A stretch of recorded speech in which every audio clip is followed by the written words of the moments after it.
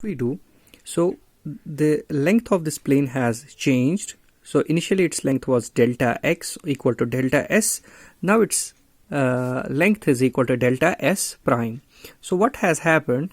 This plane has undergone some sort of change in length. It means it has undergone strain. Now we have to see whether if its length has decreased, then it's compression. If its length has increased, then essentially it is tensile or expansion. We should always bear in mind that above the neutral axis all the elements will be under compression, and below the neutral axis all the elements will be under tension. Okay, so at the top there will be compressive stresses, below the neutral line there will be the tensile stresses.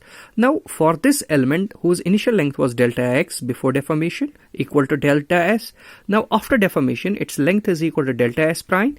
Now let's calculate how much is the strain produced in it. Now strain we know is equal to final length, that is delta s prime, minus the initial length, that was delta s, divided by the original length, that was delta s. That will be the strain in this machine element. Since this strain is produced along the length of the beam, therefore this strain is the normal strain. So this is the definition of the strain, delta s prime, the final length of the element. Be careful, this is final length of the element or final length of the plane which is at a distance y above the neutral axis. Okay, minus delta s, its original length, divided by delta s, limit of delta s approaching to 0. That's when the length of the selected element is very, very small. Only then we'll get strain at a point. Now we know, look at this delta s prime. This delta s prime is this length. This length is delta s prime. That is, this length is delta s prime.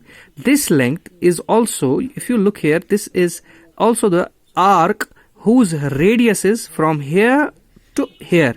That is, radius is this entire distance, that is rho minus y. This arc delta s prime is at a distance rho minus y from the point O prime.